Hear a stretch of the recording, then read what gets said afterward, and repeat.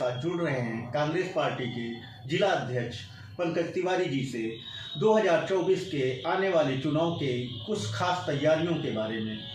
अध्यक्ष जी, आप बताइए कि इस बार पार्टी का क्या है यहाँ से चुनाव का माहौल और कौन प्रत्याशी होगा।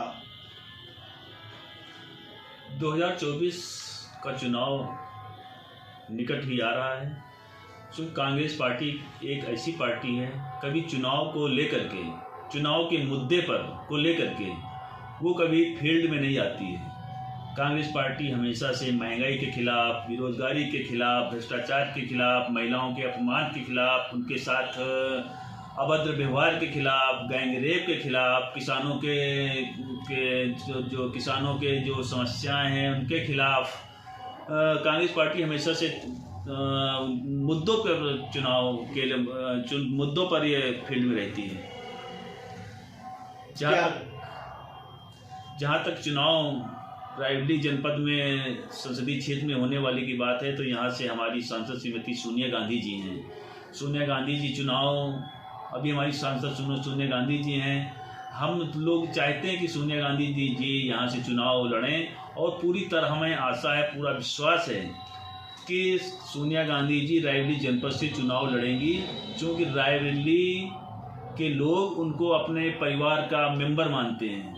सोनिया गांधी जी को, आदरणीय राहुल गांधी जी को, श्रीमती प्रियंका गांधी जी को, तो निश्चित रूप से गांधी परिवार का जो भी चुनाव लड़ेगा या सोनिया गांधी जी चुनाव लड़ेंगी, भारी बहुमत से चुनाव जीतेंगी और विरोधी लोग, भारतीय जनता पार्टी के लोग जो भी रहेंगे, उनकी जमानत जब्त होगी रायबरेली जिले से।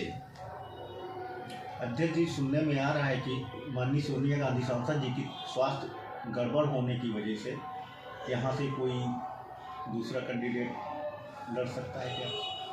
नहीं, अभी तो हम लोगों को पूरा विश्वास है कि चूँकि हमारी नेता हैं, हमारी जनप्रिय सांसद श्रीमती सोनिया गांधी जी हैं।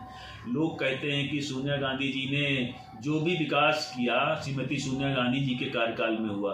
आप देख रहे हैं कि रायबरेली में एम्स की स्थापना हुई, आदरणीय श्रीमती सोनिया गांधी जी के द्वारा हुई। रेल कोच कारखाना श्रीमती सोनिया गांधी जी के देन है।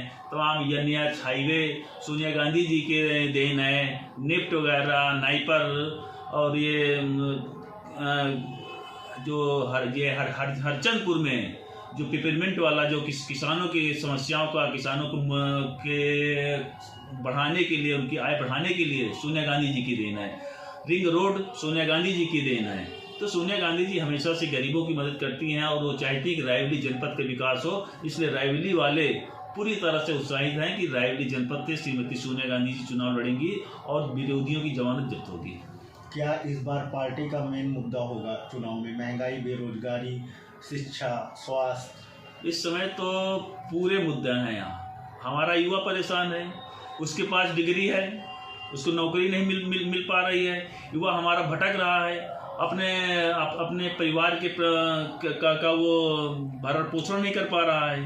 तमाम किसानों की समस्याएं हैं। जब समय आता है तो इतनी महंगाई है, इतना किसान हमारा परेशान है। हमारा जो अन्नदाता है, हमारा भगवान है, तो किसान सबसे ज़्यादा इसमें परेशान है। युवा सबसे ज़्यादा परेशान है महंगाई से, बेरोजगारी से।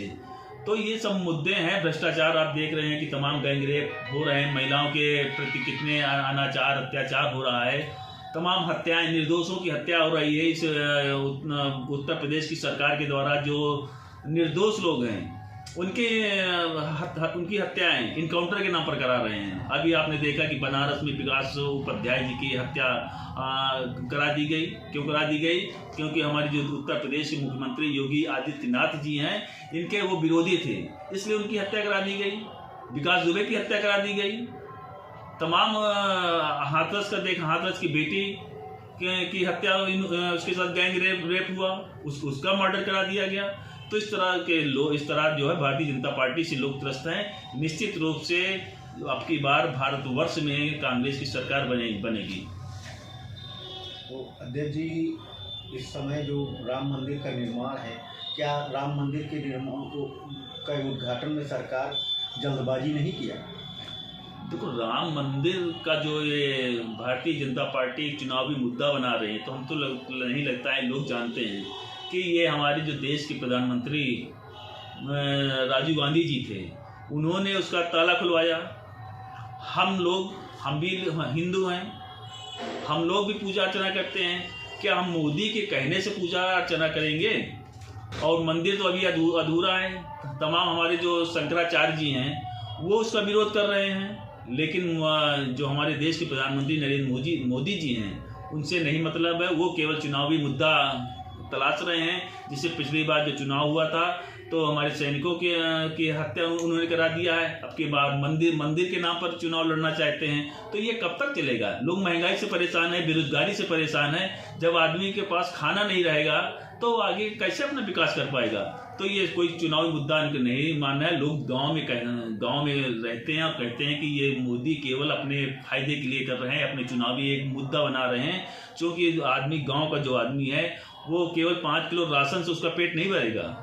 उसके साथ तेल चाहिए, नमक चाहिए, उसका बेटा पढ़ने जा रहा है, उसकी फीस चाहिए। तो ये सब कहाँ उसको मिल रहा है? तो ये कोई मुद्दा नहीं है। हम तो देख रहे हैं कि अब की बार देश में कांग्रेस पार्टी की सरकार बनेगी।